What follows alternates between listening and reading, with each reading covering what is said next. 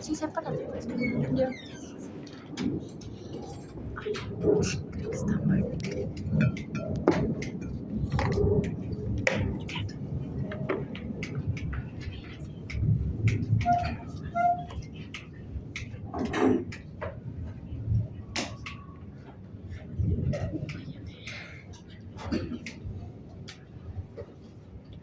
Ahí está bien, ¿no? Sí. Entonces, ya hemos terminado anestésicos locales, ¿no? Ahora vamos a hacer farmacología de la hematopoiesis, ¿ya? Bueno, miren, nos vamos a ir de frente a este cuadrito que lo resume prácticamente todo el tema, ¿no?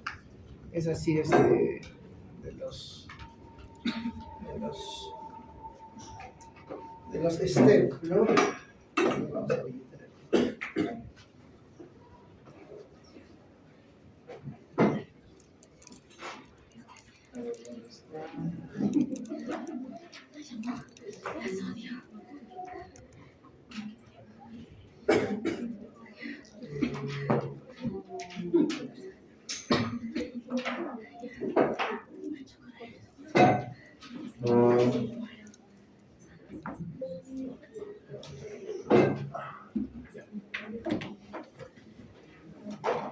Entonces, ¿dónde está? ¿Hay cuánto?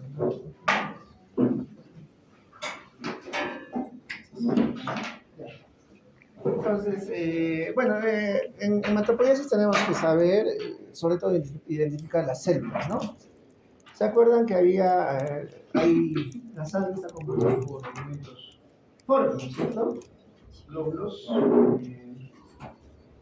Glóbulos blancos, glóbulos rojos, ¿y qué más? Plaquetas. Esos tres elementos, solo para repasarlo. Dentro de los glóbulos blancos, ¿quiénes están? ¿Cómo se clasifican? Se clasifican en... Bueno, hay dos clasificaciones, creo, ¿no? Pero bueno, para efectos de ese tema, en granulocitos y agranulocitos.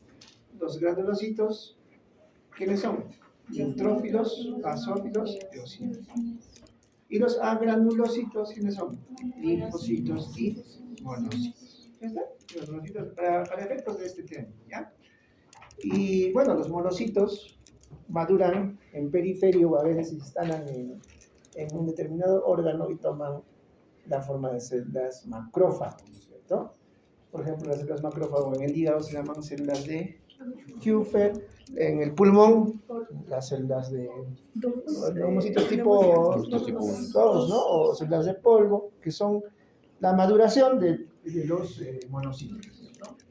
Y en las células, por ejemplo, que me falten las hueso, por ejemplo, los eplastos, ¿no? Entonces son células macrófagos, ¿no? Que fagocitan. Entonces, neutrófilos, basófilos, ¿no? Y los linfocitos también se producen en el óseo y luego maduran, ¿no es cierto? Hay linfocitos T, los linfocitos D, B y los NK, ya está. Y las plaquetas, ¿no? Que son otro grupo de los elementos, ¿no? ¿no? Y las plaquetas tienen núcleo o no tienen núcleo.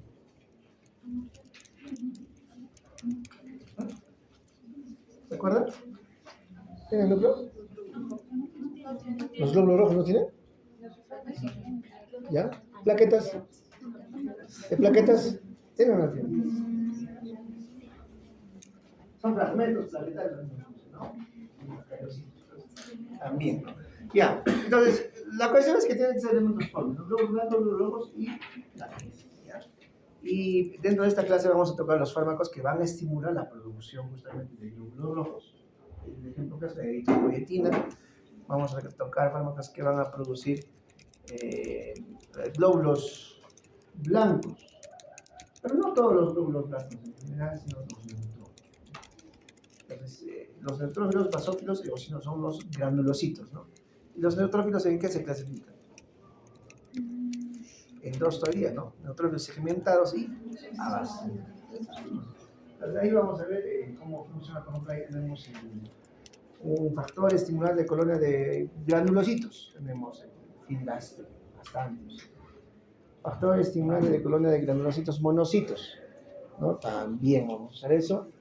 ¿no? Y hoy en día que se está usando, no es de uso común, pero ya se está usando en el mundo, el factor estimulador de crecimiento de plaquetas, ¿no?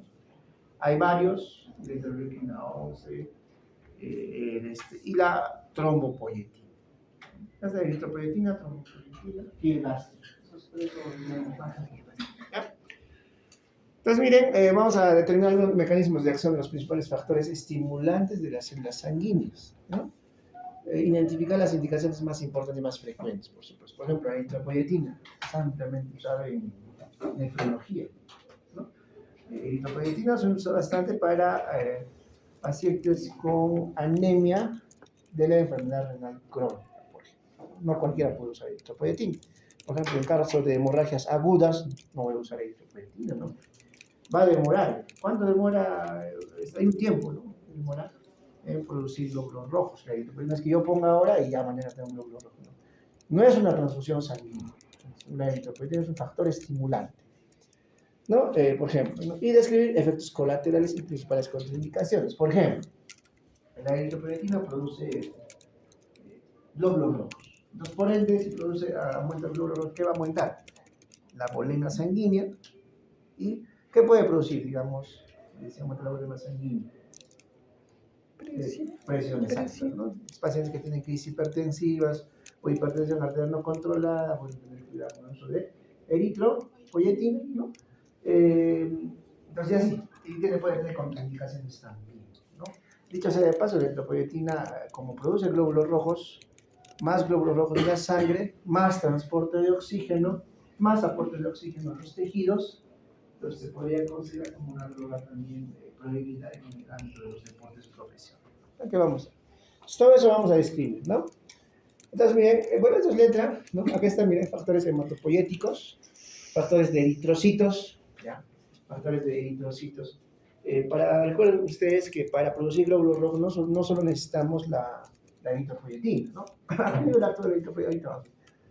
¿A qué nivel? A las células peritubulares de riñón.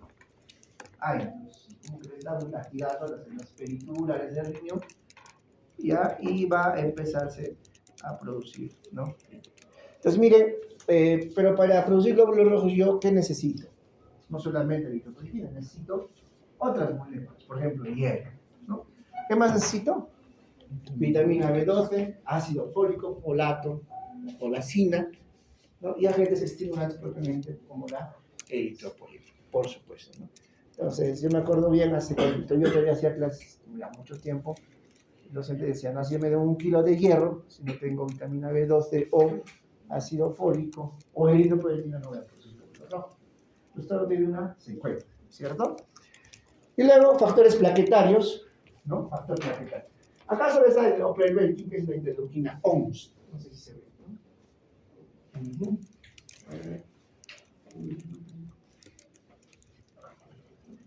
El OPR20, ¿no? Es la interleuquina 11. También estimula la producción de plaquetas, ¿no?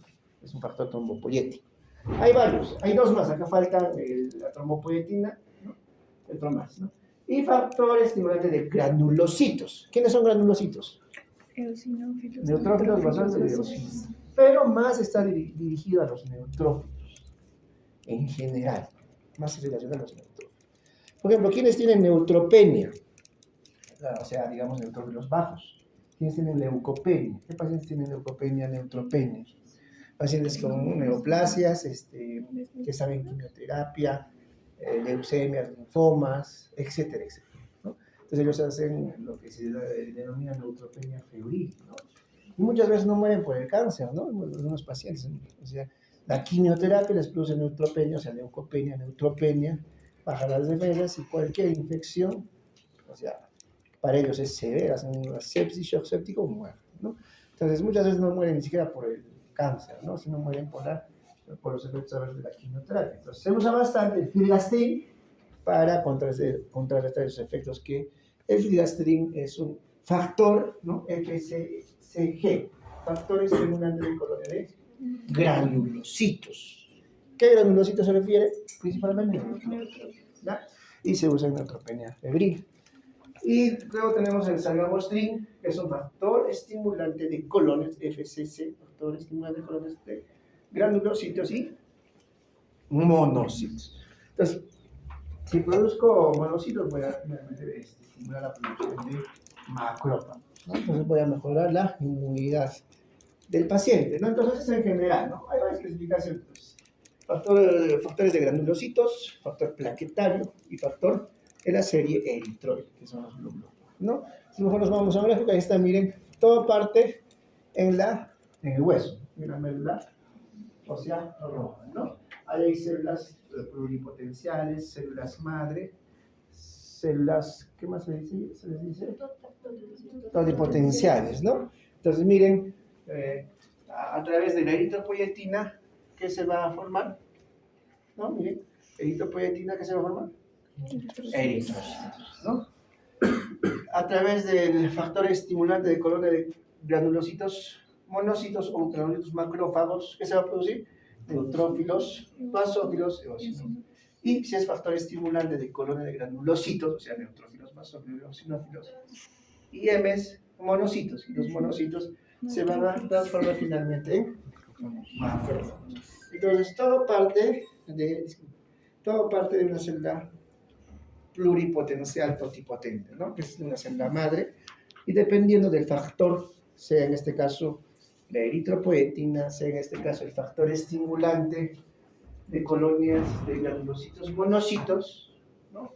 O finalmente solamente el factor estimulante de colonia de granulocitos, por eso mira, aquí está solo el neutrófilo, ¿no? Pero en general este factor estimulante de colonia de granulocitos estimula los tres, pero más el neutrófilo, ¿ya? Entonces se va a estar diferenciando toda la célula madre en las diferentes células, no sean neutrófilos, basófilos o eosinófilos. O si son factores estimulantes de colonia de granulocitos monocitos para producir monocitos. Entonces, facilito, entonces eritropoyetina, factor estimulante de colonia de granulocitos, factor estimulante de colonia de granulocitos monocitos, y luego tenemos, nos falta aquí, las plaquetas, ¿no? Aquí está la plaqueta, trombopoyetina, por ejemplo, que produce plaquetas. Ya está. Bueno, no se está usando mucho factor estimulante de plaquetas, ¿no? Hoy en día es la recombinante del fármaco, pero ya las guías europeas, ustedes saben que están más adelantados, ¿no? Entonces están usando en PTI, por ejemplo, púrpura trombocitopenia idiopática, están usando en, ¿qué es más de gel, síndrome de gel, en las gestantes, por ejemplo, ¿no? Que hacen hemorroides, plaquetopenia, usan también factores no productores de plaquetas, ¿ya? ¿Qué más? Entonces, ya, entonces, todo parte de una célula pluripotencial, ¿no? Y dependiendo del factor estimulante, se producen diferentes células, ¿no? Esto es lo mismo, miren, arriba, la eritropoyetina que va a producir glóbulos rojos. El factor estimulante de colonia de granulocitos, ¿qué va a producir? Neutrófilos, basófilos y eosinófilos, pero está destinado más a los neutrófilos, ¿ya? Y luego tenemos también el factor estimulante de colonia de granulocitos monocitos, que va a estar dirigido a los monocitos macro. Esta es, digamos, en resumen. Claro que acá hay más, ¿no? Y luego tenemos las plaquetas, la interleuquina 11, no se olvide, el Opervelkin, ¿ya? Y la trombopoyetina. Hay otros más que vamos a mencionar. Entonces, hay en general tres factores, ¿no? Como acá lo dividen, ¿no? Factores plaquetarios, eritroides y factores de granulocitos. Sea solo estimulante de colonia de granulocitos o estimulante de colonia de granulocitos monocitos, ¿no? Entonces, ahora, clásicamente estos dos, salgamostin, filastin más conocido, más usado, se usan ambos en pacientes con neutropenia. ¿Y quiénes más tienen pacientes de neutropenia? ¿Quiénes más tendrán neutropenia, leucopenia? Aparte de los pacientes con cáncer en general. Inmunodeprimidos, por supuesto. ¿Qué pacientes por excelencia? VIH, ¿no? Otros, enfermedades autoinmunes. Lupus, ya todas las enfermedades autoinmunes, ¿no? Ahí están las células, ¿no? Aquí está otro gráfico de otro libro, lo mismo, ¿no? Factor estimulante eritropoyetina, factor estimulante de colonia de granulocitos, factor estimulante de colonia de granulocitos monocitos, y los factores estimulantes de plaquetas o factor estimulante plaquetario, ¿no? Son varias vías, Miren, dense cuenta que un solo factor estimulante no actúa solo en una sola línea, ¿no? Excepto la eritropoyetina. Tanto el factor estimulante de columna de granulocitos y el factor estimulante de columna de granulocitos monocitos actúan en varias fases, en varias líneas independientemente, ¿no? Entonces no son exclusivos, ¿no? Pero cuando hablamos de el factor estimulante de columna de granulocitos, nos referimos en su mayoría a los neutrófilos. Y si hablamos de factor estimulante de columna de granulocitos monocitos, también, como su nombre lo dice, produce todo lo demás, pero en su mayoría más monocitos. ¿Ya? Y finalmente que se traduce en macrófago. ¿Ya? Entonces, como ven, acá están varios, ahí están todos los factores interviniendo en cada línea, ¿no? Igual acá, que es lo más... O sea, es lo mismo, pero en diferentes esquemas, ¿no? De diferentes libros. ¿Ya? Entonces, ahí está, vamos a retroceder, ¿no?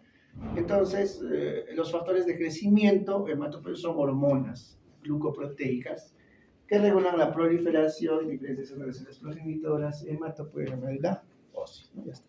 Ya lo hemos visto en el gráfico. Miren, de los factores de crecimiento hematopoyético conocidos, ¿no? La eritropoyetina, ¿no? Que estimula la célula pluripotencial para que se madure en glóbulos rojos, ¿no?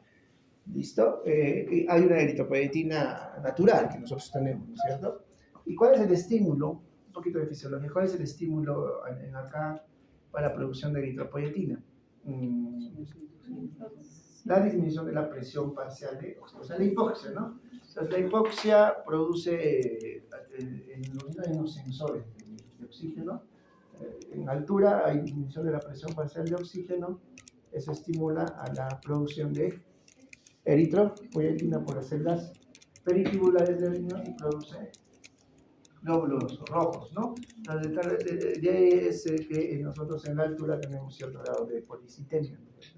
Aunque algunos libros dicen que la policitemia es, digamos, una mala adaptación a la bebida, ¿no? ¿Ya? Luego el factor estimulante de columna de granulocitos, ¿no? Granulocitos. Ahí que tenemos el famoso Filgast, ¿ya? Luego factor estimulante de columna de granulocitos y monocitos o granulocitos, ¿sí? Macrófagos, porque monocitos se transforma en macrófago, ¿no? Ahí está. Y acá son los factores trombopoyéticos, ¿no? En este caso, la interleuquina 11, aquí está, interleuquina 11, la que estimula la producción de plaquetas. Vamos a ver, sus mecanismos de acción son diferentes, ¿no? Unos estimulan, unos son agonistas de receptores, ¿no? Etcétera. Y agonistas, ¿no? De receptor de trombopoyetina, ¿no? Entonces, la trombopoyetina produce, es igual que la eritropoyetina, ¿no? Produce... si la eritropoyetina produce glóbulos rojos, la trombopoyetina produce plaquetas, que son agonistas de los receptores, ¿no? Ahí tenemos el omniprostin y el trombopoyetina, ¿ya? Esos dos. Entonces vamos a desarrollar cada uno, ¿ya? Ahí están, no se olviden estos gráficos, ¿ya? Entonces, y hemos hablado, miren, la eritropoyetina se puede administrar por vía subcutánea, por vía endovenosa, ¿ya? Usos, tiene bastantes usos, ¿no? En general, anemia de procesos crónicos. ¿Qué es la anemia de procesos crónicos, por ejemplo? Pacientes con enfermedad renal crónica. Ese es uno. Dos, enfermedades crónicas, ya, cáncer, también, cáncer, leucemias, linfomas, también. Otro, enfermedades autoinmunes, ¿no? VIH, el lupus, etcétera, etcétera. Están relacionados tanto la anemia crónica con la neutropenia, ¿ya? Entonces dice, regula la producción de eritrocitos, ya hemos mencionado, vía intravenosa subcutánea o intraperitoneal también, ¿ya? Intraperitoneal. Pero las vías más usadas, vía endovenosa, vía subcutánea, ¿ya? Puede producir síntomas pseudogripales, hipertensión arterial, les he dicho, por que aumenta la bulimia sanguínea por la producción de glóbulos rojos. Produce, miren, ferropenia. Parece contradictorio, pero produce ferropenia. ¿Por qué? Porque hay mayor producción de glóbulos rojos y hay un mayor consumo de hierro. Entonces, si yo quiero producir glóbulos rojos, no solamente me dirijo a la eritropoyetina, sino también al hierro, la vitamina B12 y el ácido fólico, ¿ya? Y, por supuesto, aumenta la viscosidad sanguínea, porque aumenta pues el volumen sanguíneo, el volumen de glóbulos rojos. Y se aumenta la viscosidad sanguínea que va a producir probablemente Hipertensión. estados protrombóticos, ¿ya? Estados protrombóticos. De ahí que digamos ahí efectos colaterales contraindicaciones, ¿ya? La forma recombinante de la eritropoyetina, o sea, la forma sintética recombinante produciendo es la epoetina. Hay varias epoetinas, alfa, beta, etc. ¿No? Pero la epoetina se refiere a la eritropoyetina recombinante, producida en como fármaco, ¿no? Como fármaco, la epoetina. Hay alfa, beta, etc. ¿Ya? Bueno, miren, y luego el factor estimulante de columna de granulocitos, ¿no? El filgastrin por excelencia. Y una forma pegilada significa que se le muestra más moléculas, pegilada es el filgastrin. ¿Cuál es la diferencia entre filgastrin y perfilgastrin? Que, por ejemplo, el filgastrin se da a tiempos más cortos, en cambio el perfilgastrin se da a tiempos más prolongados. Entonces al paciente, ¿qué le conviene? Que sea, digamos, a tiempos un poco más prolongados, ¿no? Perfilgastrin, por ejemplo, ¿no? Puede ser cada semana, cada 2 semanas, ¿no? Etcétera, etcétera. ¿Listo? Y ahí está todos los este es del Goodman, ¿no? Todos los factores estimulantes de eritropoyetina, voy a recibir en estos tres, ¿no? En estos factores estimulantes de eritrocitos, ¿no? De plaquetas, ¿no? Y de granulocitos. Entonces, todo eso está, claro que acá lo va a subdividir, ¿no? Por ejemplo, la eritropoyetina, la EP, ya sabemos qué hace la eritropoyetina, ¿cierto? Más abajo hay factores de células madre, interleuquinas. De esas interleuquinas, la interleuquina 11 es la más importante, ¿ya? Acá, factores estimulantes de columna de granulocitos monocitos. Y más abajo, factores estimulantes de columna de granulocitos. También hay otros factores estimulantes solo de monocitos, ¿no? Que, bueno, no son tan usados, ¿ya? Pero ahí lo menciona Goodman, ¿no? Este es del up-to-date, miren. Y lo mismo aparece en otro libro, ¿no? El up-to-date, ¿no? Así maneja los mismos cuadros, ¿no? Es lo mismo, solo que este es de otro libro y este es de uno argentino, de farmacología, y este es del up-to-date, ¿no? Entonces, miren, eritropoyetina, ¿ya? Y su nombre recombinante, o sea, recombinante producido es la epoetina. La epoetina ya es otra molécula sobreagregada, ¿ya? Sobreagregada. Entonces, miren, condición clínica que se trata o se previene, anemia, pero no anemia aguda, sino anemia de procesos, ¿no? Aunque algunas guías, ¿no? Alguna vez nos presentaron en el seguro. Hay una religión que no permite transfusiones sanguíneas. Entonces ellos tienen un protocolo bien interesante, ¿no? Donde cuando hay sangrado así, tratan de... Incluso hay artículos del uso de eritropoyetina en anemia aguda. No hay mucha evidencia, pero ahí, o sea, ellos tienen su protocolo, ¿no? Tienen su protocolo bien interesante, bien sustentado en artículos, ¿no? Pero básicamente es para la anemia de procesos clínicos, ¿no? Por ejemplo, pacientes con insuficiencia renal crónica. Pacientes con... Claro, si el vino no funciona, no hay células periféricas, no hay eritropoyetina. Por eso al paciente con enfermedad renal crónica, ¿qué se le dosa al inicio? Es de... Ya tienen protocolo de estudio del paciente que ingresa en nefrología, ¿no? Dosaje de vitamina B12, ácido fólico, vitamina D, hemograma, clorsuria, una serie de exámenes, porque el clásico del paciente con enfermedad renal crónica tiene anemia crónica y además está desnutrido. ¿Vale? ¿Qué más? Pacientes infectados con VIH tratados con sidobudina. ¿Ya? Entonces, el examen, no ponga usted 5 indicaciones de uso de eritropoyetina en pacientes con anemia crónica, ¿no? ¿Qué más? Pacientes con cáncer tratados con quimioterapia contra el cáncer mielosupresor. En general, la mayoría de quimioterapia es mielosupresora, pues, ¿no? Produce pancitopenia, anemia, leucopenia y plaquetopenia, ¿no? Pacientes programados para someterse a cirugía electiva, no cardíaca, no vascular. Cirugía electiva, ¿no? ¿Qué pacientes serán sometidos a cirugía electiva? Que requieren, digamos, eventualmente eritropoyetina.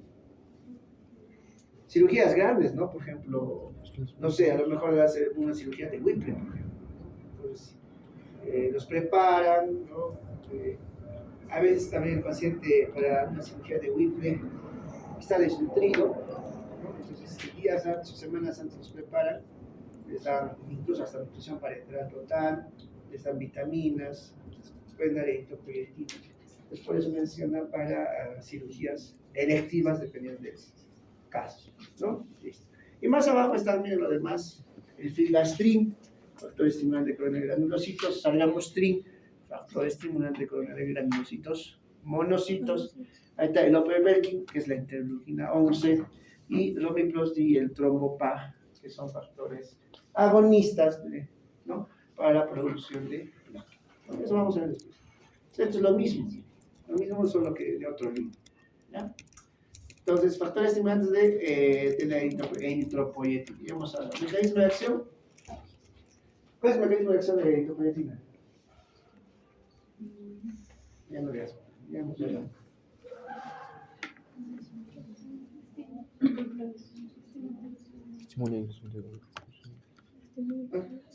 Estimula Mecanismo de acción de la eritropoyetina.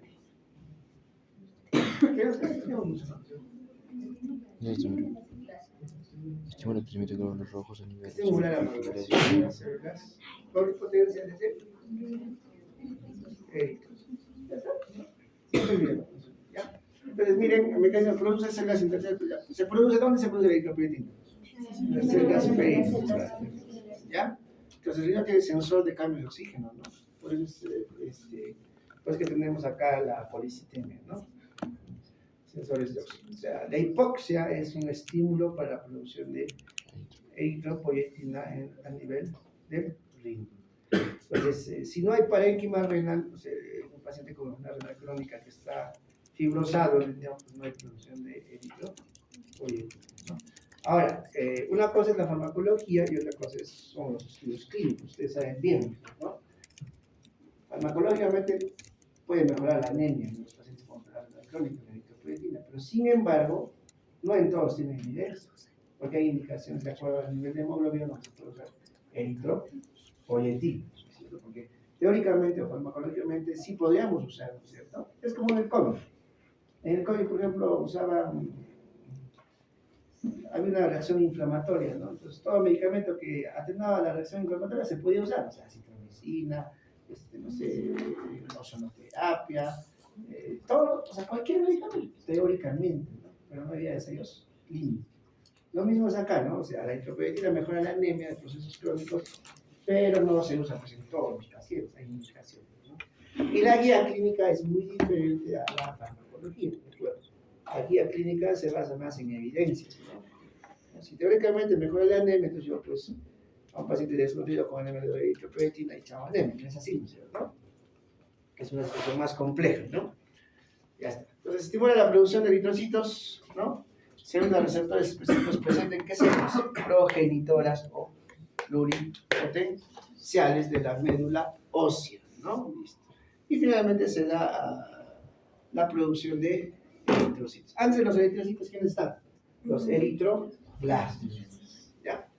¿Qué más? A ver, aumenta la miren, no solo aumenta la producción de glóbulos rojos, sino prolonga su tiempo o su semivida del glóbulo rojo.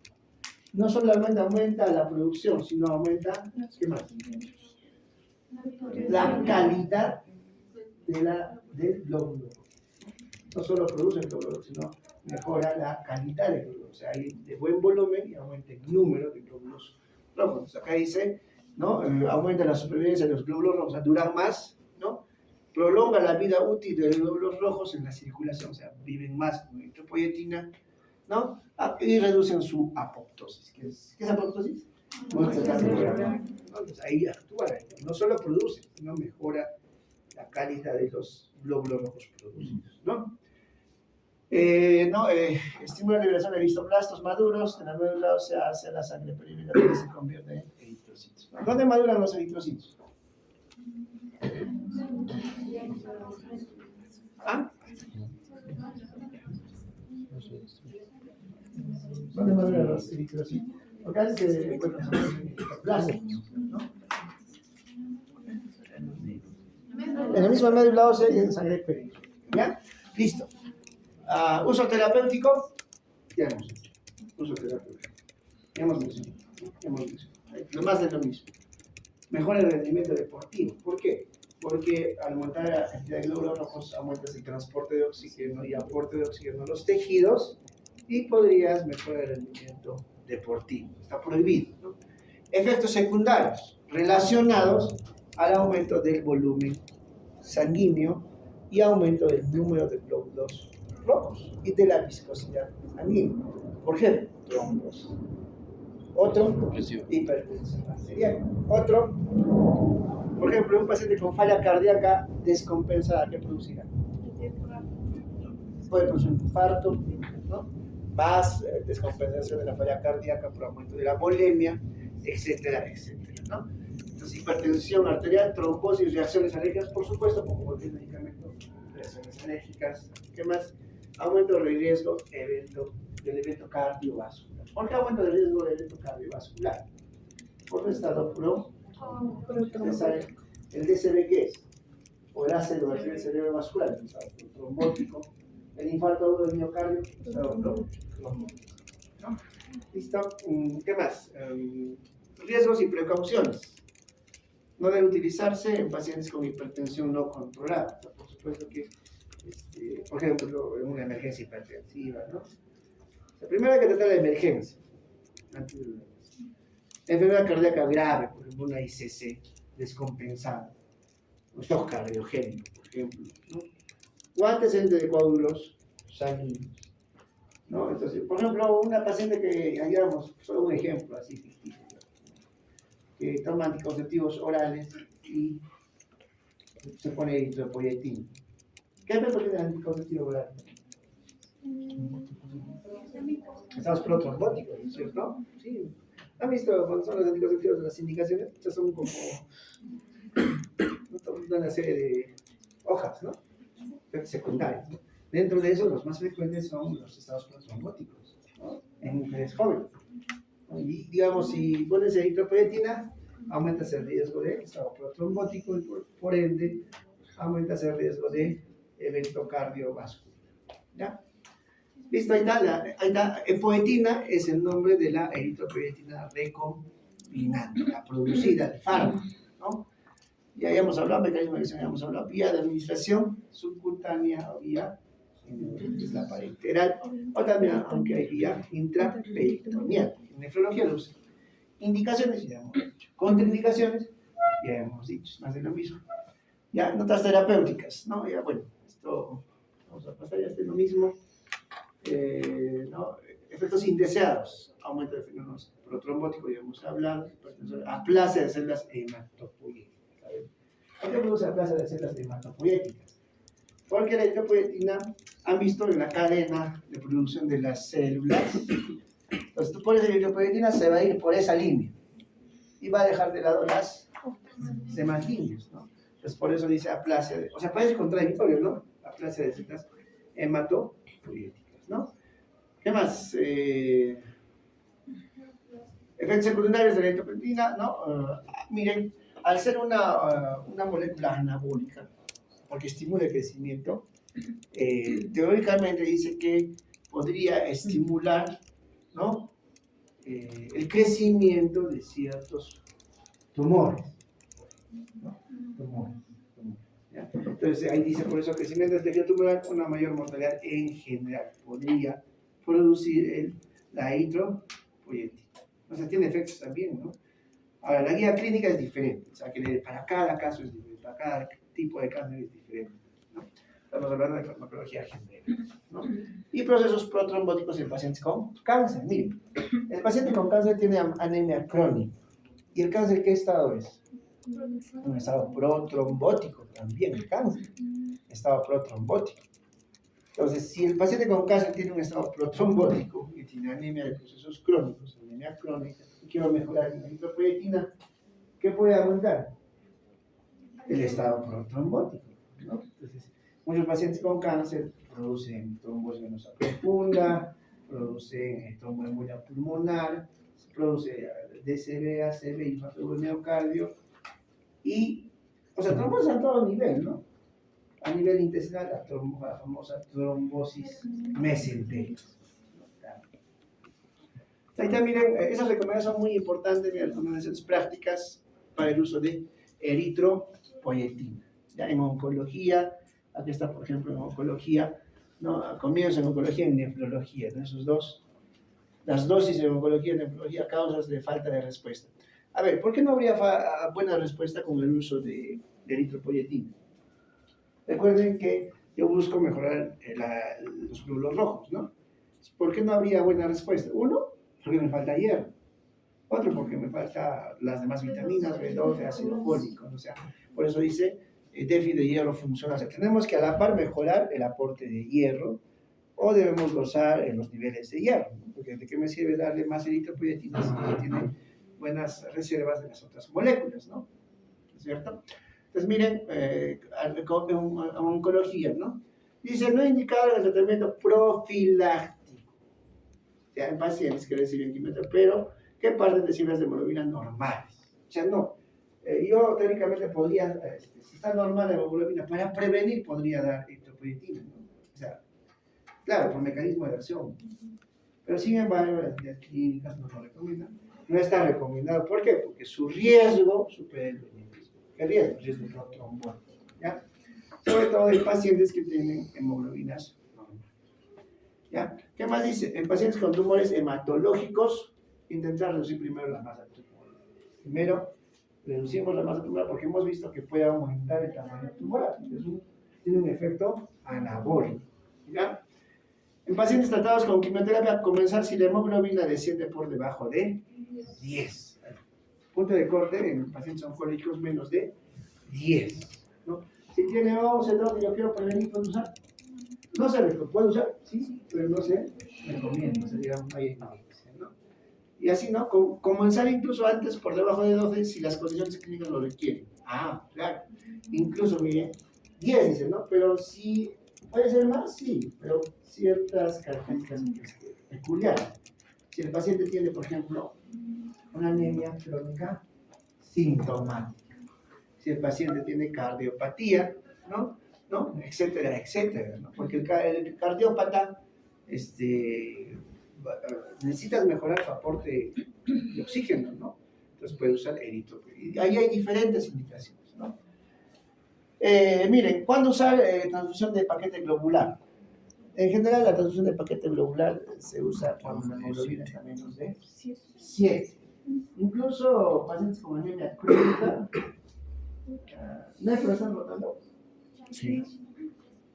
¿Nefro han visto pacientes con hemoglobina de 6? Normal, están caminando, haciendo sus actividades, ¿no?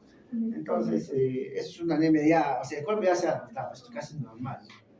Pero en general, una anemia, o sea, una hemoglobina menos de 7, 8, tiene indicación de transfusión, ¿no? Entonces, acá dice, la transfusión de concentrados es una alternativa, especialmente con cifras menos de 8. O sea, menos de 8, usar eritropoyetina es bien complicado recuperar con el solo eritropoyetina. Tendrías que transfundir con la anemia severa con un paquete globular, ¿no? Peor si va a estar sometido a un procedimiento, etcétera, ¿no?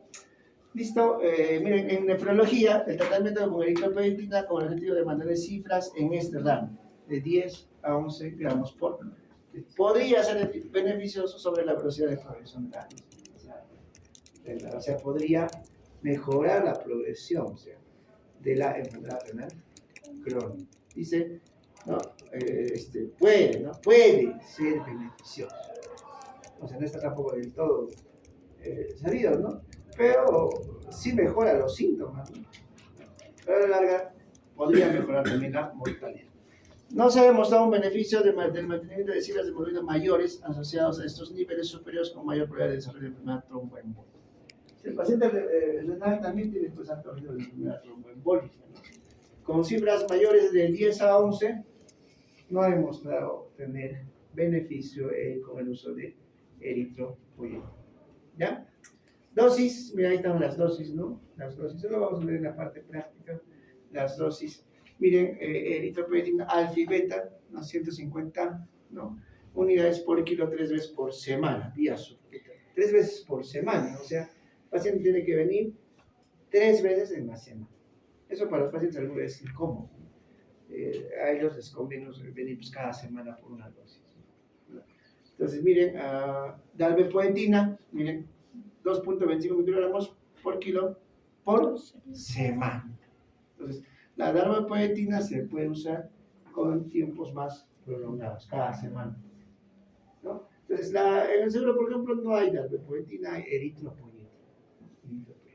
Lógicamente, la darbepoetina está más caro, ¿no? En la nefrología ahí están las dosis que lo vamos a hacer después, ¿no? Darbepoetina, eritropoyetina alfa, etcétera, etcétera, ¿no? ¿Y por qué no podría haber respuesta? Uno, porque no hemos corregido los déficits de los demás, ¿no? Vitamina B12, ácido fólico y hierro. ¿Ya? Ahí está, la poetina es la eritropoyetina recombinante, produce el fármaco, recombinante, ¿no? Existen diversas formas de poetina alfa, beta, etc., dependiendo de la cadena, ¿no? La darbepoetina es una forma hiperglicosilada de la epoetina, que tiene una acción, ¿no? Presenta una vida más larga, se puede usar tiempos más prolongados, ¿no? Y con menor frecuencia, pues. Entonces, ¿cuál preferirían usar, digamos? Los pacientes. Darbepoetina. Claro, si están hospitalizados, podría ser eritropoyetina. Están hospitalizados porque el paciente está en área, ¿no? Pero si es de ambulatorio, la darbepoetina, ¿cierto? Porque es cada semana. ¿Ya? Entonces, la darbepoetina se puede administrar por vía subcutánea, vía endovenosa, ¿no? Etcétera. Listo, ahí también hay poetina alfa, más de lo mismo, agoniza los receptores de eritropoyetina expresados en las progenitoras, ¿no? La célula progenitora tiene pues, receptores, ¿no? Dependiendo del receptor, se va a producir glóbulos rojos, ¿no? Neutrófilos, basófilos, eosinófilos, monocitos, ¿no? Efectos, hemos dicho, aplicaciones clínicas también hemos mencionado, estamos repitiendo, ¿no? Toxicidad, interacciones, etc. ¿Qué interacciones podría tener la eritropoyetina? Con otros fármacos que producen también estado trombólico. O la eritropoyetina, por ejemplo, con la aspirina, ¿qué podrá producir? Aumento de la presión. Recuerden, la aspirina es un antiagregante plaquetario, ¿no? El otro Entonces, estímulo. la eritropoyetina produce más estado trombótico y la aspirina que produce a lo contrario, ¿no es cierto? Entonces podría disminuir el efecto pues, de la aspirina, ¿no? De ahí más o menos vienen las interacciones farmacológicas, ¿ya? Más de lo mismo, aplicaciones clínicas de la epoetina, anemia de la insuficiencia renal crónica, ya hemos dicho, anemia durante la quimioterapia, anemia plástica, los que usan quimioterapia, los que están sometidos a la quimioterapia tienen anemia crónica, prevención de la anemia de los lactantes prematuros, ¿no? Para aumentar la producción de sangre autóloga antes de la producción de sangre. Sangre autóloga es, digamos, pasarse la sangre, no pasa por un equipo y lo mismo, ¿no? Anemia en el SIDA, sobre todo pacientes con uso de sidomía. Y anemia de trastornos inflamatorios crónicos.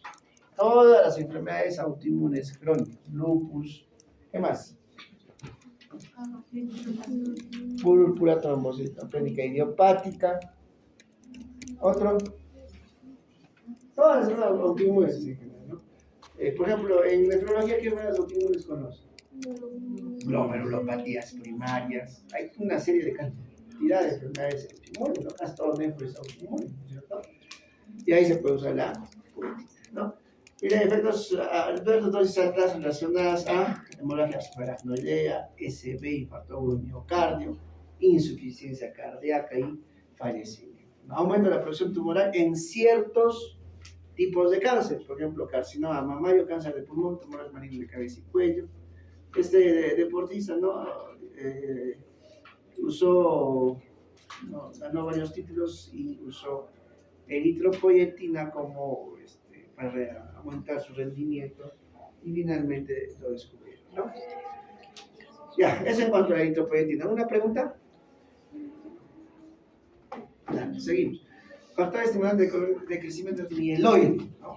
Mieloide. Ahí está. Factor estimulante de colonia de granulocitos. Factor estimulante de colonia de monocitos. Factor estimulante de colonia de granulocitos, monocitos. Eso sí. Pero con que sepan factor estimulante de colonia de granulocitos y factor estimulante de colonia de granulocitos, monocitos, suficiente.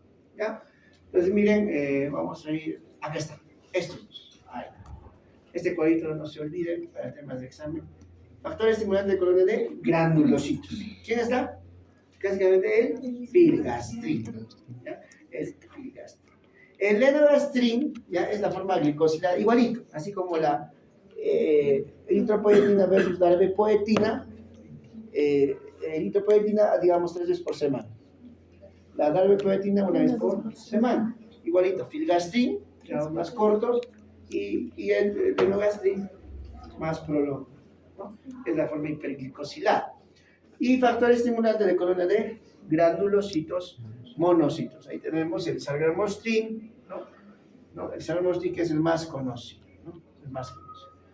Entonces, usos clínicos. ¿Para qué usaremos el factor estimulante de colonia de granulocitos? Prevención y el tratamiento de pacientes con neutropenia febril o neutropenia febril post-quimioterapia. Es bien frecuente eso, ¿ah? Cuando vean pacientes, o sea, por ejemplo, en la UCI caen pacientes con sepsis, shock séptico, sepsis, ¿no? Y la sepsis por diferentes causas, ¿no?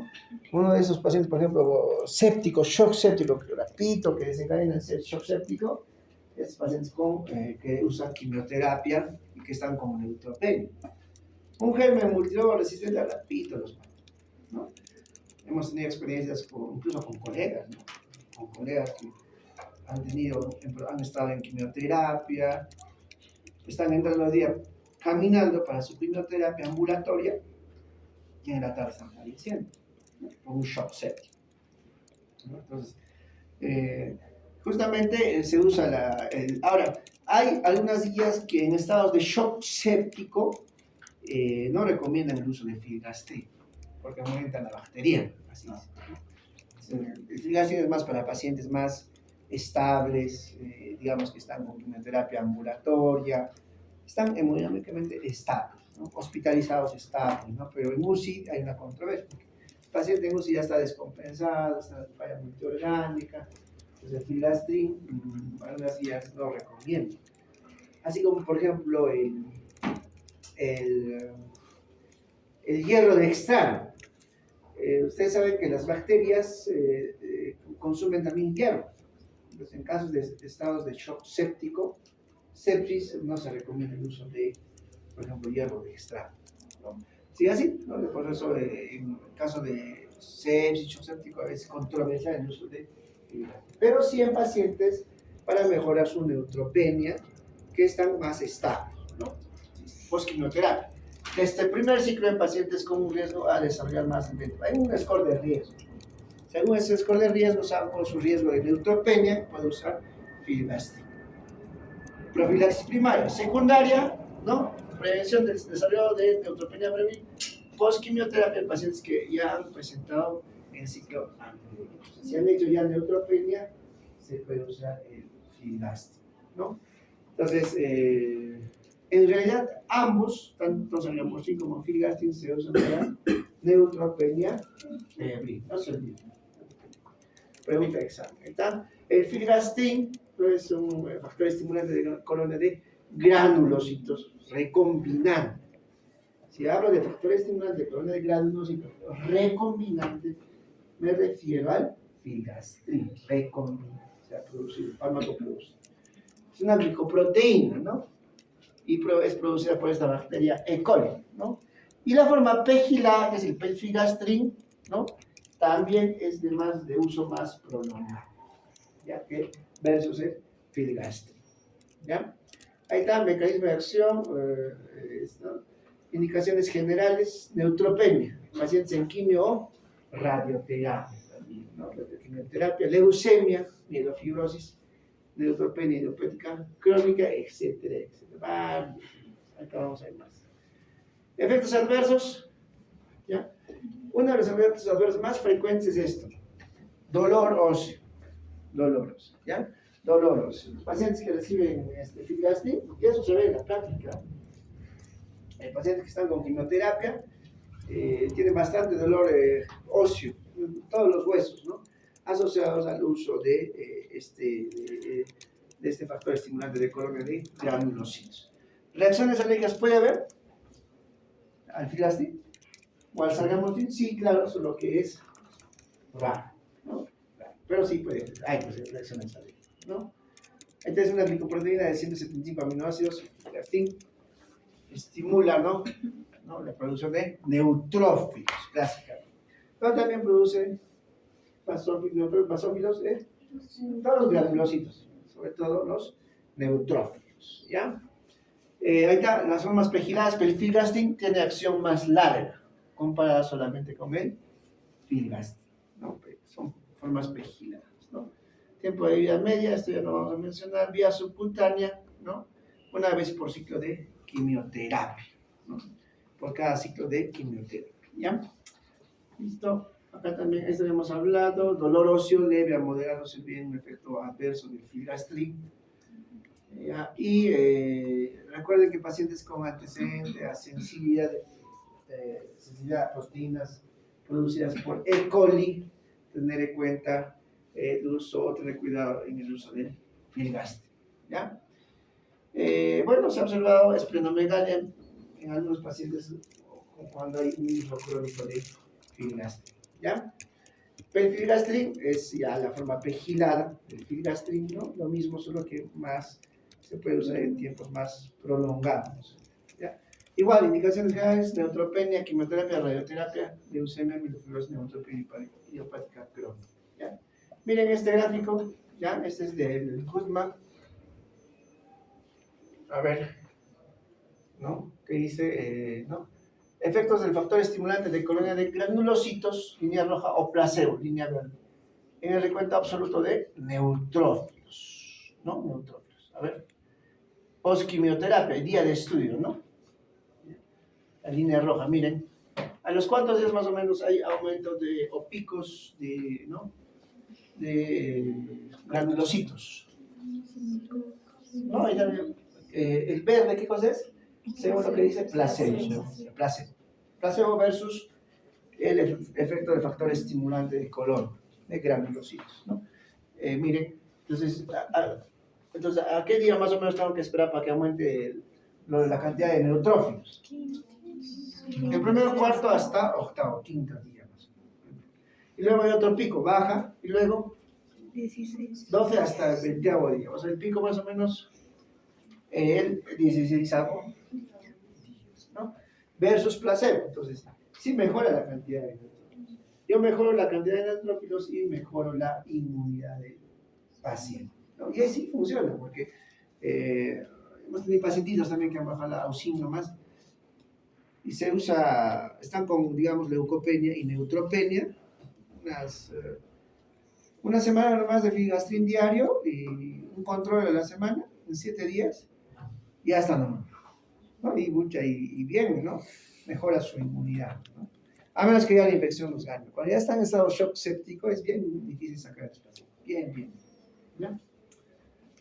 Sargamotil, ¿no? Sargamotil, no se olviden, es un factor estimulante de colonia de granulocitos monocitos, de ambos. Gamefilgrastim, pefilgrastim, ¿ya? Esos son los factores estimulantes de colonia de granulocitos. En este caso es granulitos y monocitos. Igual, indicaciones: pacientes con trasplante de médula ósea, ¿no? Aumenta la producción de precursores de amiloides, apoya su migración, pacientes con leucopenia por quimio o radioterapia, y aumenta el conteo de leucocitos, ¿no? ¿Existe transfusión de leucocitos hoy en día? Así como transfusión de plaquetas, transfusión de glóbulos rojos. ¿Existe transfusión de glóbulos blancos? No hay, ¿por qué? Por su tiempo de vida medio, muy corto, ¿ya? Por eso no hay transfusión de antes. ¿Qué están usando hoy en día? Este sargamotil, todo estimulante con granulocitos. Bueno, efecto adverso bastante frecuente es un síndrome de extravasación capilar sistémica. sea, puede producir, por ejemplo, síndrome de extravasación capilar sistémica. A nivel pulmonar, a nivel de capilar pulmonar, ¿qué producirá? Edema. No cambio. ¿No? Entonces produce síndrome de extravasación capilar sistémica, ¿no? Igual por vía subcutánea o infusión intravenosa lenta, ¿no? Etcétera, etcétera, ¿no? Ahí están todas las indicaciones, ¿ya? A ver, miren, acá está el filgastrin, más de lo mismo, hemos hablado. Es en general, aplicaciones clínicas del factor estimulante de colorio, tanto del filgastrin como el sargamostro, ¿no? A ver, usted, doctora, ¿puede leer? La primera parte, el primer puntito. Para reducir la gravedad y la duración de la neutropenia inducida por fármacos citotóxicos durante la quimioterapia intensiva que requiere rescate mediante médula ósea autóloga y tras un trasplante de médula ósea. Ambos para mejorar la frecuencia de neutrófilos. Más especificaciones cuando ya sean específicas. Ahí mejora la cantidad de neutrófilos para neutropenia, ¿no? Siguiente, doctora. Para recoger células progenitoras. Para recoger células progenitoras, ¿no? Siguiente. Doctora, usted. Para expandir el número de células progenitoras obteniendo el ex vivo antes de... Ya, eso es en pacientes que van a hacer transfusión de médula ósea roja, ¿ya? Y después miren para neutropenia persistente de la infección por VIH avanzada, ¿no? O sea, pacientes con VIH también pueden usar estos factores estimulantes de colones, perdón. Y en la anemia aplásica. ¿Ya? Listo. ¿Alguna pregunta hasta ahí de los... Ya hemos hablado de la eritropoyetina, hemos hablado ahora de los factores estimulantes de colonia de granulocitos y factores estimulantes de colonia de granulocitos monocitos, que es el sargamostrin, el filgastrin, y ahora vamos a hablar de factores de crecimiento trombopoyéticos. Hay tres. Uno es la interleuquina 11, el opervelkin. Luego la trombopoyetina, ¿ya? Miren. Y después están el trombopaglomiplostin y el opervelkin interleuquina 11. Ya este es un resumen, de todo. Ya, la interleuquina 11 es una citocina. Hay varias citocinas, ¿sí? ¿Se acuerdan? Acá, en la primera parte de Goodman. ¿Dónde está esto? Acá. Miren la cantidad de interleuquinas. Vamos a ver cada uno. Vamos a pasar. Cada interleuquina es todo un capítulo, ¿no es cierto? Ya, interleuquina 11 para efectos de este tema, ¿no? ¿Qué hora es? 5 y 8. 5 y 8. Ahí. Entonces, la interleuquina 11, ¿no? Ya, es una citocina, ¿no?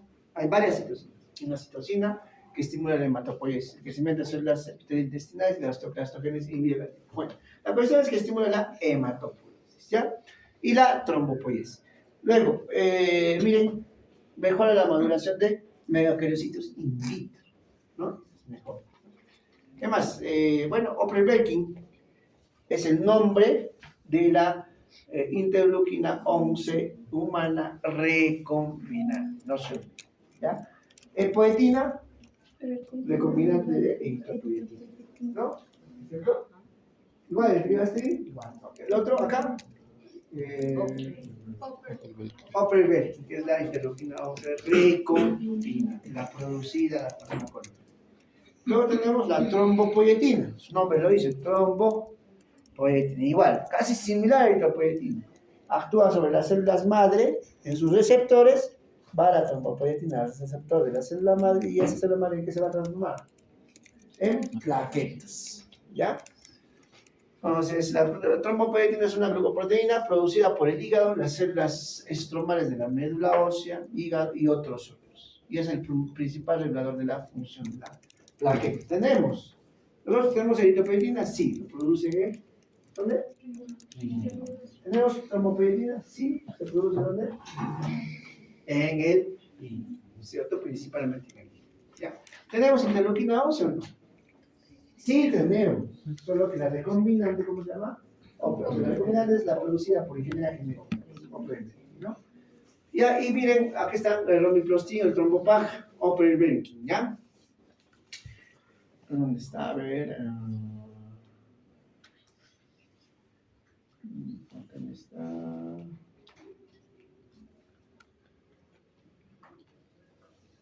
Ya, aquí está. Aquí está. El romiplastin son los fármacos. Mira, romiplastin, ¿qué cosa es? Trombopoietina recombinante humano. Es trombopoietina recombinante humano. Es el fármaco recombinante. O sea, trombopoietina no es un y su recombinante humano, o sea, producido por la ingeniería genética, romiplastin. El trombopag, miren, ojo, agonista de los receptores de trombopoietina en los progenitores mieloides. Agonista de los receptores, ¿no? Agoniza, ¿no? Agonista de los receptores de trombopoietina, trombopag. Y opervelkin, interleuquina 11, recombinante, estimula la producción de plaquetas. Como ven, los tres tienen diferentes mecanismos de acción. El romiplastin es trombopoietinense, solo que se produce en laboratorio, pues se llama trombopoietina recombinante. El trombopag es un agonista de los receptores de trombopoietina, se estimula, ¿no? Estimula, como le da un latigazo a la célula pluripotencia. Y opervelkin, ¿no? Que es la interleuquina 11, que estimula directamente la producción de plaquetas diferentes, ¿no? Indicaciones generales, trombocitopenia, por supuesto, y más hay estudios en trombocitopenia idiopática, PTI, púrpura trombocitopénica idiopática. Ustedes saben que en la escala de tratamiento de la PTI, arriba hay fármacos inmunomoduladores. Al final están estos de acá, la trombopoietina, y debajo de eso, al final, en los refractarios, está la esplenectomía, ¿no? Listo, entonces, indicaciones generales, trombocitopenia, clásicamente en la PTI. Efectos adversos, también formación de... Claro, si estimula la producción de plaquetas, ¿qué voy a estimular? Efecto procoagulante, ¿cierto? Hepatotoxicidad, el trombopag, edema, palpitaciones, los vómitos o pelvis. ¿Ya? ¿Listo? Acá está más de lo mismo, hemos dicho efectos, mecanismos de acción, aplicaciones clínicas. Y este es, digamos, el cuadrito de los STEP. También, mira, bien puntual, ¿no? Es lo que les quería mostrar al final, ¿no? Eso es lo que no me encontré. Miren, por ejemplo, interleuquina 2, bórrenlo. Interleuquina 11. El recombinante se llama OPP. Miren, ¿qué hace? Hay quienes dominan inglés. A ver. Aumenta la producción de plaquetas. Se usa en trombocitopenia. Ya está, así, o sea, este libro es así, preciso. Solo que es full memoria, ¿no? O sea, hay que saber el mecanismo de acción, ¿no? Factor estimulante de colonia de granulocitos, filgastrin. Aumenta los granulocitos. Sobre todo, ¿cuál? Neutro, ¿cierto? Sargamostrin es factor estimulante de colonia de granulocitos monocitos. No, aumenta granulocitos, sobre todo los monocitos. Y finalmente, ¿quiénes? Los macrófagos, ¿ya? Eritropoyetina, anemias, pero no cualquier anemia, especialmente asociada a falla renal, anemia de procesos crónicos, ¿no? ¿Qué más?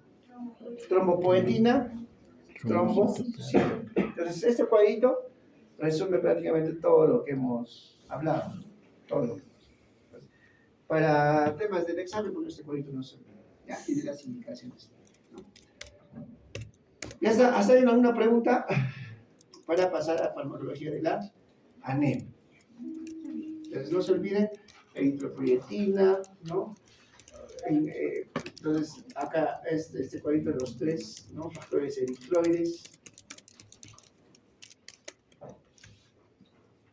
¿no? Factor plaquetario y factor de granulocitos. Tanto solo de granulocitos como granulocitos monocitos. ¿Quién está acá? El sargamostrin. Y acá, el filgastrin. Lo van a ver en su internado, todos lo van a usar el filgastrin. ¿Ya? ¿Alguna pregunta está ahí? ¿Ya qué indicaciones en general? Ya pongo usted 5 indicaciones del uso del filgastrin. Pongo usted 5 indicaciones del uso de la eritropoyetina. Y las dosis, todo eso lo vamos a ver en la parte. Listo. Anemia. Ya, anemia es también cortita, miren, acá vamos a hablar del hierro, un poco del hierro. Luego, para producir glóbulos rojos, ¿qué necesitamos? No solo hierro, ¿no? Vitamina B12, ácido fólico, ¿no? Etcétera, etcétera. Mira que está el hierro. Vamos a ver un poquito del hierro. Es bien interesante cuánto de, por ejemplo, ¿dónde está? De hierro se necesita, por ejemplo, miren, en el embarazo.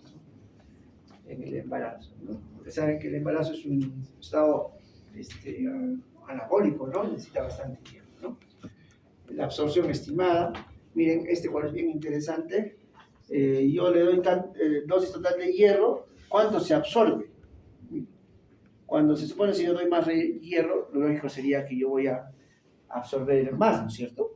Pero no, tenemos un porcentaje de saturación de absorción de hierro, así se llama. Entonces, miren, más o menos hasta acá llega el máximo de absorción. Y luego, así yo le dé más, se absorbe poco, ¿no es cierto? O absorbe lo necesario. Eso es importante. Vamos a hablar del ácido fólico, vitamina B9. Ya seguramente lo han hecho, pero nos pide sigamos hablar de estos como fármacos.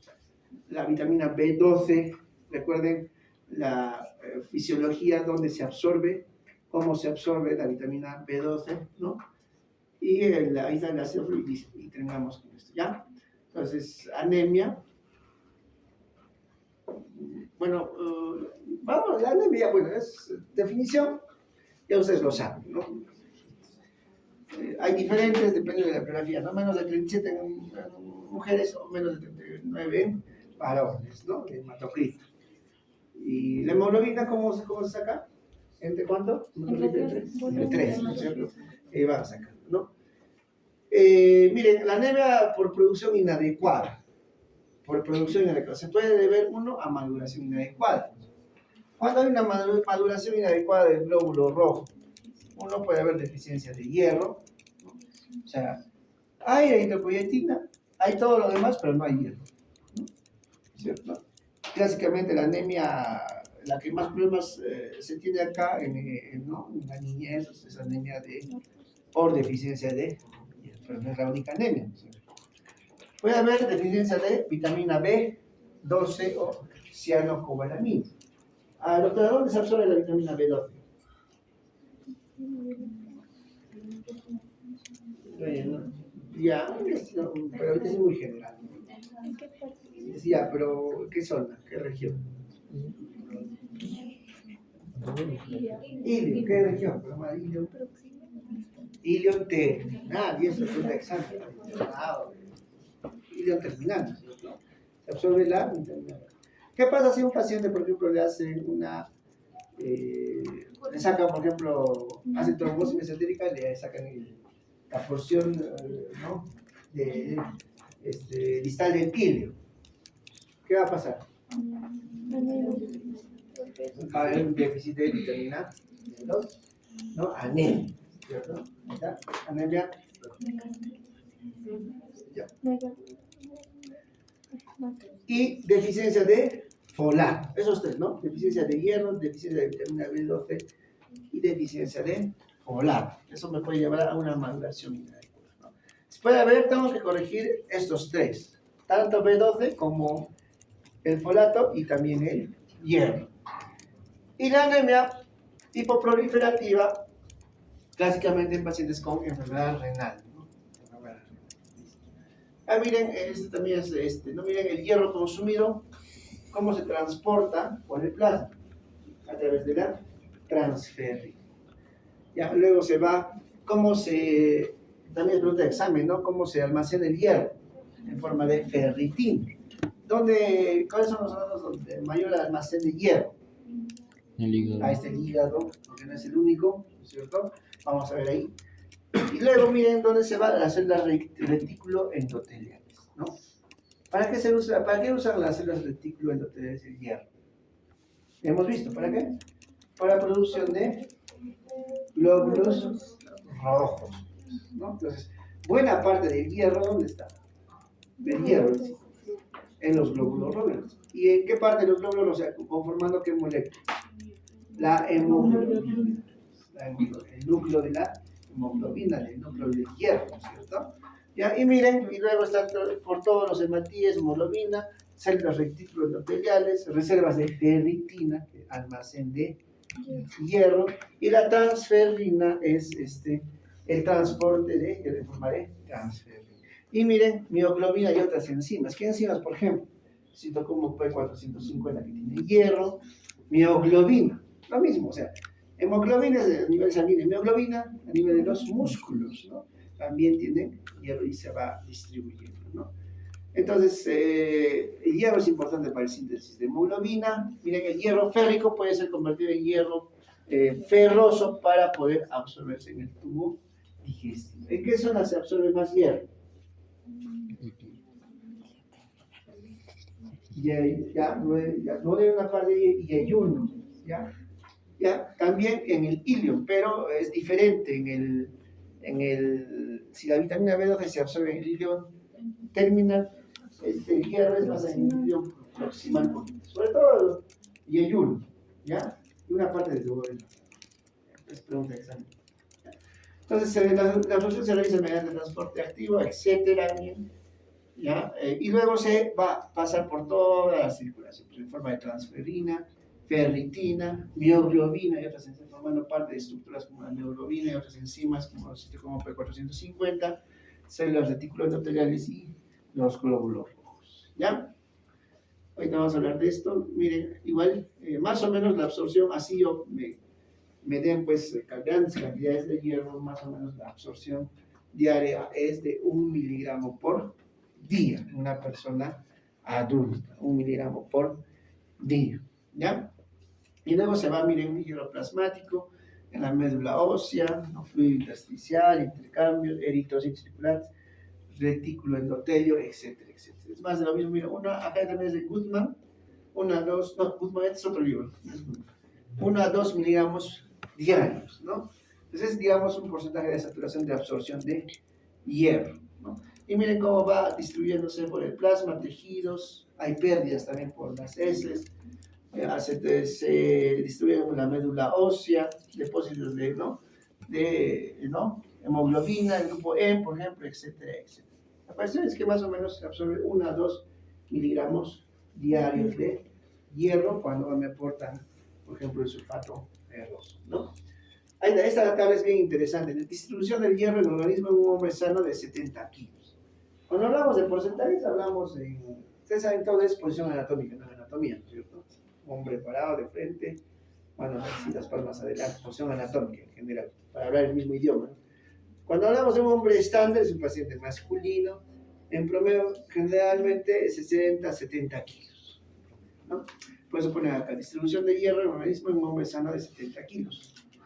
Miren, proteína, hemoglobina, mioglobina, enzimas, citocromos, ¿no? Catalasa, cuadrilato ciclasa, transferrina, ferritina y hemosiderina. Acá sí, a ver, ¿quién tiene más hierro en general en miligramos?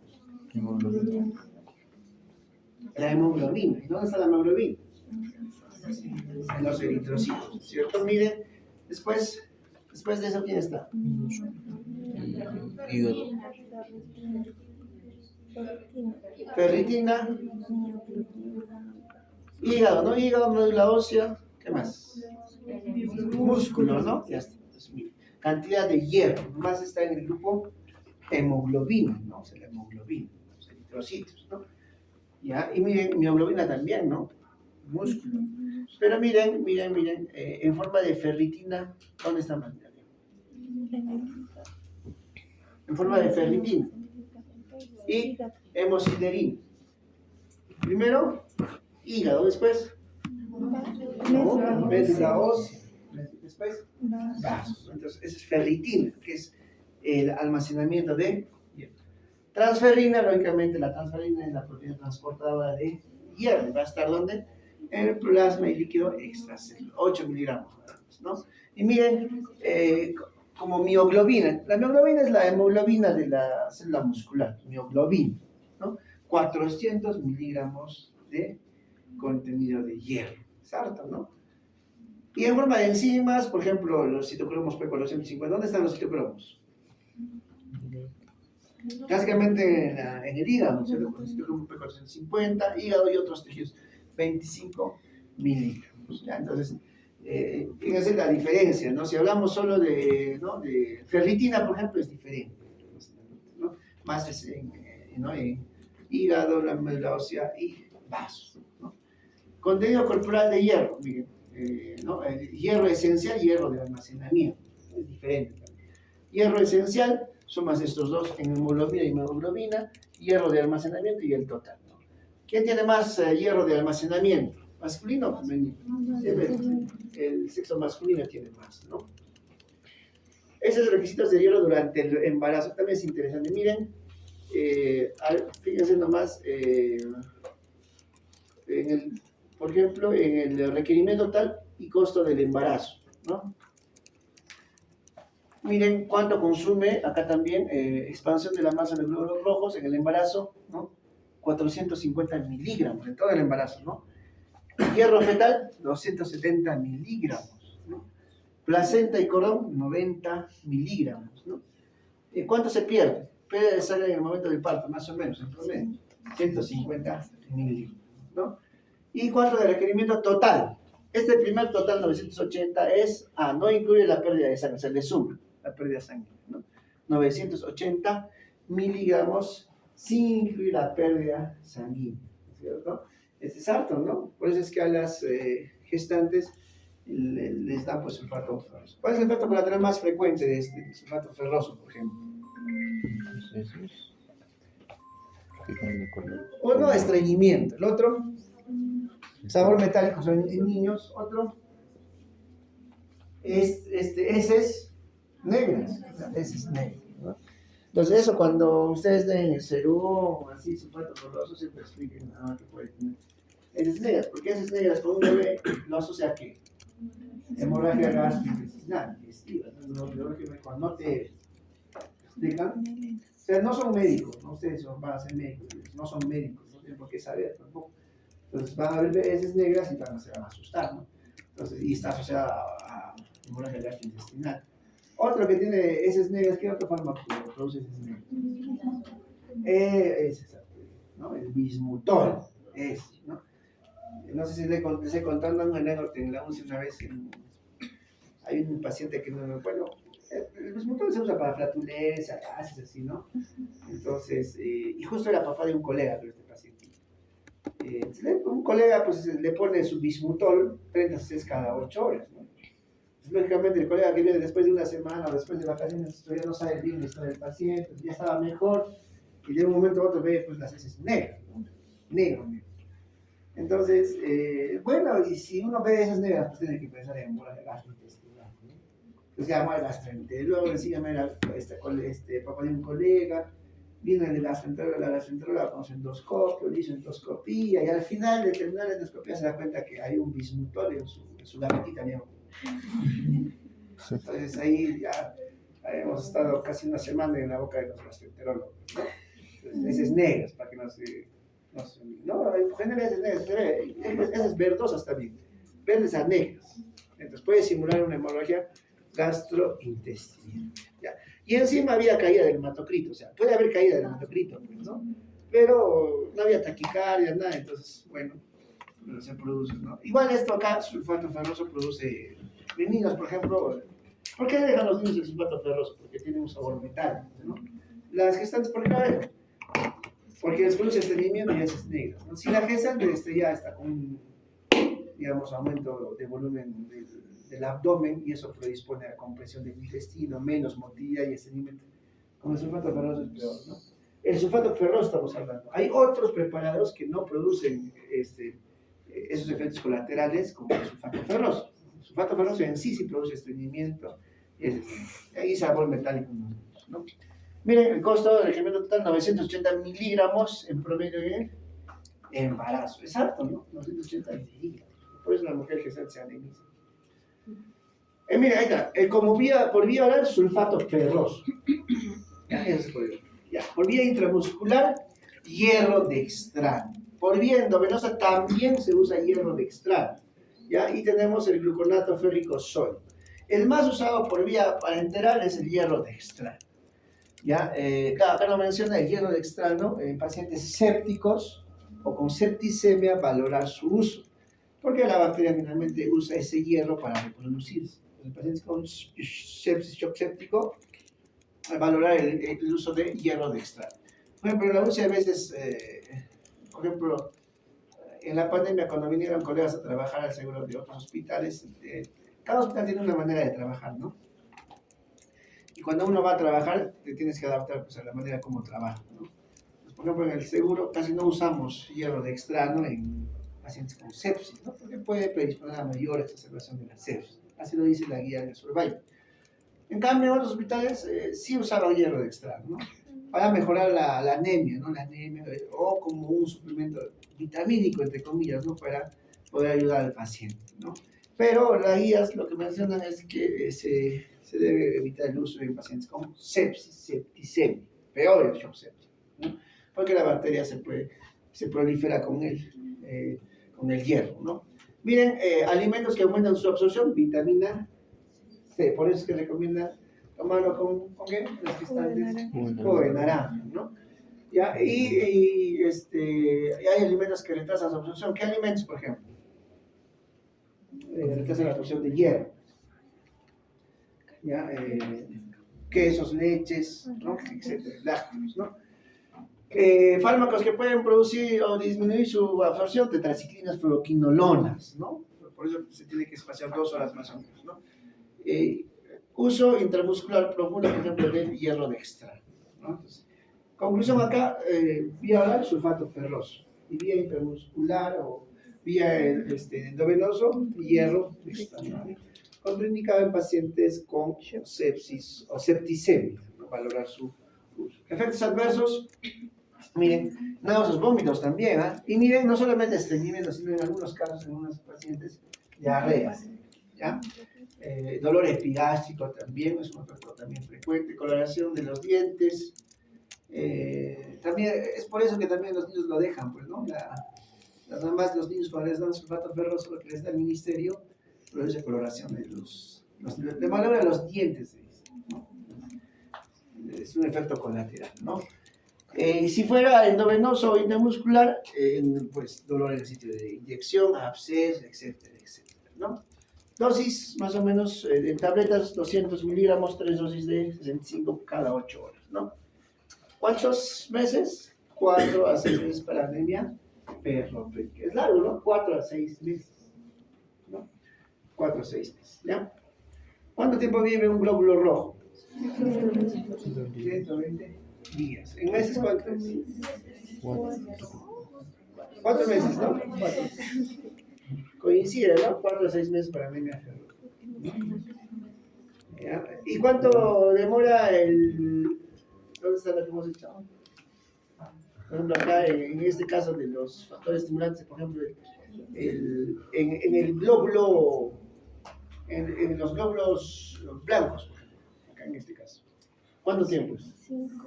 Menos tiempo, ¿no? Comparado con el glóbulo rojo, ¿no? Entonces, también eritropoyetina, ¿cuánto tiempo puedes dar? Más o menos, debes dar. Eritropoyetina. ¿Una semana? No. Depende del tiempo de cuánto vive, ¿no? Cuánto se renueva el glóbulo rojo. 4 meses tienes que ver, ¿no? Listo. No nos hemos quedado acá. ¿Dónde nos hemos quedado? Ya acá. Aplicaciones clínicas, claro, pérdidas crónicas de sangre. Pérdidas crónicas, no agudas. Si tiene hemorragia aguda, no le va a dar sulfato ferroso, ¿no es cierto? O sea, en la hemorragia aguda tenemos que usar transfusión de paquete globular, ¿no? Y después, algunos puedes usar hierro dextrano, ¿no? Sulfato ferroso. Cuidado cuando el paciente esté estable, no en caso de shock, ¿no? Aumento de las necesidades, por ejemplo, en la gestación ya hemos hablado, periodo inicial de lactancia, por eso les dan sulfato ferroso. Aporte dietético insuficiente, por ejemplo, ¿no? Eso pues, se da poco en países desarrollados, pues, ¿no? Absorción insuficiente, eso es importante. ¿Qué pacientes van a tener absorción insuficiente? Que hoy en día está de moda, ¿no? Por ejemplo, pacientes con gastrectomías parciales, totales, cirugías bariátricas, ¿no? Cirugías de Whipple, síndromes de mala absorción, celíaca, etc. O sea, toda patología que puede alterar todo el tubo digestivo, ¿no? Por ejemplo, en el caso de la vitamina B12, la vitamina B12 para absorberse, ¿qué necesita? El factor intrínseco de Castelli. ¿Y quién produce esa glicoproteína que se llama factor intrínseco de Castelli? Las células parietales del estómago. ¿Sí? ¿Se acuerdan? ¿Cierto? Entonces, y digamos, tengo un paciente con gastritis atrófica, autoinmune, ¿no es cierto? Entonces no va a producir factor intrínseco. Así yo le dé vitamina B12, no va a absorber, ¿no es cierto? Por ejemplo, gastrectomías. Por ejemplo, cirugía bariátrica, que está de moda, ¿no? Hacen cirugías en banda gástrica, la banda gástrica, por ejemplo, ¿no? A veces se llevan tratan de mantener la fisiología del estómago, pero a veces se llevan también las... Ustedes saben que el fondo y el cuerpo tienen bastante superficie de absorción, ¿no? Y también producen glicoproteína, factor intrínseco de Castelli. Entonces, el paciente con cirugía bariátrica muchas veces le podría estar destinado a consumir suplementos vitamínicos, ¿no? O sea, no es solo hacerse la gastrectomía o hacerse la banda, ¿no? Dicho sea de paso, hay diferentes estrategias de cirugía bariátrica, ¿no? O sea, ¿qué busca? Disminuir la superficie de absorción, pero afecta también todas las vitaminas, ¿no? Por eso el paciente con cirugía bariátrica tienes que darle suplementos, ¿no? Tiene que comer de a poquitos, full proteína y dosar sus vitaminas. Es todo un programa, no es solo operarse, ¿no? Y miren, eso también es importante, la absorción estimada. Miren, o sea, si yo le doy más hierro, ¿cuánto voy a absorber? No menos, sino, claro, voy a buscar la misma cantidad para absorber el hierro, ¿cierto? Entonces, miligramos, 14, 25, 25, 45. Miren, porcentaje, a ver, claro, yo le doy más, absorbo más, pero no es que absorbo todo, ¿cierto? Una parte lo voy a excretar, ¿cierto? Entonces, miren, si doy 35 miligramos por día, absorbo 40%. Si doy 105 miligramos por día, absorbo 24%. Si doy 195 miligramos por día, absorbo 18%. Y 390 miligramos por día, absorbo solo el 12%. Claro, por supuesto que si doy más, el 12% de 390 es más, pues 45 miligramos. Pero ya se va saturando, por eso hay un porcentaje de saturación de absorción de hierro, ¿ya? Y miren, también eso es interesante. Aumenta la hemoglobina sanguínea en gramos por litro por día. Bien, digamos, si yo doy, si hay una absorción estimada de 35 miligramos, ¿no? ¿Cuánto más o menos voy a esperar un aumento de hemoglobina sanguínea? Casi 2, ¿no? 1.9, ¿no? Gramos por litro por día, ¿no? Entonces, sí, mejora, ¿sí? Pero en el tiempo, ¿no? En el tiempo. ¿Cuánto tiempo tengo que dar de hierro, de sulfato ferroso, por ejemplo? ¿Cuánto hemos dicho? 4 meses. En promedio, el tiempo que vive un glóbulo rojo. 4 meses, 6 meses, ¿no? Entonces tiene lógica, ¿no es cierto? No es solo dar, no es que yo tomo 3 semanas y ya, ¿no es cierto?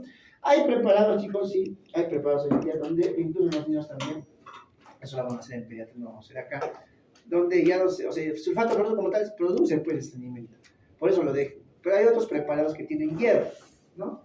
Los que tienen menos efectos colaterales, que sí se usan en gotitas, ¿no?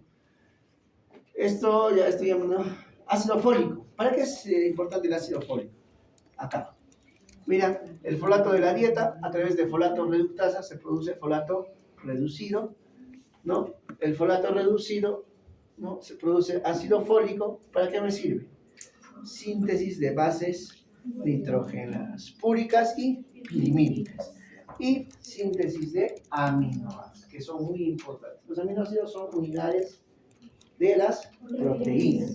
Y las bases púricas y pirimídicas, unidades de ácidos nucleicos. Entonces, el ácido fólico es importante para la producción de aminoácidos y, ¿qué más? Bases nitrógenas púricas y pirimídicas. Entonces, actúa como cofactor enzimático de enzimas de la biosíntesis de bases nitrógenas, ¿no? Y aminoácidos. Suplementación de pacientes embarazadas, se da, ¿no es cierto? Porque está asociada a defectos del tubo neural. Aunque también otra vez, ustedes saben que los artículos salen cada día, ¿no? Cada día. O sea, los libros están un poco atrasados, 5 años más o menos con los artículos, porque los libros son recopilación de artículos también, ¿no? Entonces, también algunos artículos ya dicen que el ácido fólico, o sea, más bien podría producir otras alteraciones, ¿no? No se sabe, ¿no? Hace poquito nomás estaba viendo un video, ¿no? Cómo era la medicina de la preeclampsia en 1920. ¿Cómo creen que era? Preeclampsia, ¿saben? ¿Entienden lo que es preeclampsia, no? Más o menos, estados hipertensivos del embarazo, preeclampsia. La presión alta en el embarazo, digamos. Entonces, en 1920 dice, usaban, para esas patologías de preeclampsia, usaban insulina. Usaban, había unas pastillas de esa época, pues, pastillas teratogénicas, en esa época, y eran obligatorias usarlas para bajar la presión sanguínea de la madre, que hoy en día están contraindicados, ¿cierto? Lo mismo, ¿no? O sea, hasta hace poco nomás nos llevaron para, por ejemplo, esto fue no sé si han visto, hay una serie en Netflix de fentanilo. ¿Cómo? ¿Por qué en Estados Unidos se usa bastante fentanilo, o consumen bastante fentanilo en tabletas? ¿Han visto? Sí, porque un farmacéutico, si no me equivoco, hizo, ¿no?, la venta libre hace tiempo. Hace tiempo se aprobó la venta libre de fentanilo en Estados Unidos. No hace poco, sino hace tiempo. No sé en qué año. Entonces, ¿por qué? ¿Por qué? Porque producía cierta sensación de analgesia, calmaba el dolor y la ansiedad, pero no publicaba los resultados de abstinencia que producía. Entonces, muchos médicos fueron partidarios también de recetar el fentanilo, porque sí, realmente, ¿no? Calmaba, pero ya después se dieron cuenta que producía abstinencia, dependencia, ¿no? Y sacaron del mercado, ¿no? Entonces, la medicina cambia, chicos, cambia, o sea, pero las ciencias básicas, mecanismo de acción, las cositas, no va a cambiar. Por eso que son ciencias básicas. Muchas indicaciones pueden cambiar, ¿no? Por ejemplo, el ácido fólico está viendo ya contradicciones, ¿no? Ya se está viendo, ¿no? Que otros dicen que sí que se debe dar, porque previene efectos del tubo neural, otros dicen que ya no se debe dar. Bueno, que será de acá 5 años, 10 años, ¿no? Ustedes saben. Prevención de efectos del tubo neural, ¿no? Anemia megaloblástica, pacientes con alcoholismo, síndrome de mala absorción. Anemia megaloblástica, o sea que característico de la deficiencia de vitamina B y B12, anemia perniciosa, ¿cierto? Ya está. 0.1 a 1 miligramo por día. Clásicamente el ácido fólico viene de 0.5 ya miligramos, 0.5 miligramos la tableta de ácido fólico. Entonces puedes dar hasta 1 miligramo, o sea, 2 tabletas por día, ¿no? Antes, ahora, se usa en los esquemas todavía antes del embarazo, ¿no? La vitamina B12, nos vamos acá a este grafiquito, miren, recuerden cómo se absorbe la vitamina B12.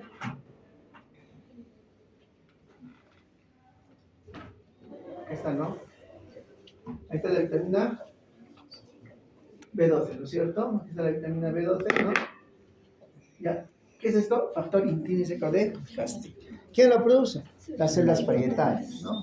U oxígenas, se llaman. Después pregunta de examen, ¿dónde se pasa todo el modelo? La porción descendente, horizontal, ascendente. Y hay uno, ilion terminal, ¿no? Entonces, a nivel del ilion terminal se absorbe la vitamina B12, pero no solo como vitamina B12, sino unido al factor intrínseco de Castre, ¿cierto?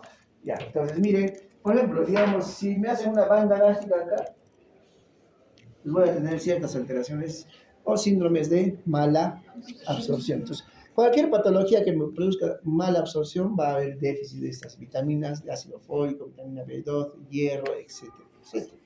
Por ejemplo, no solo cirugías bariátricas, por ejemplo, cirugías de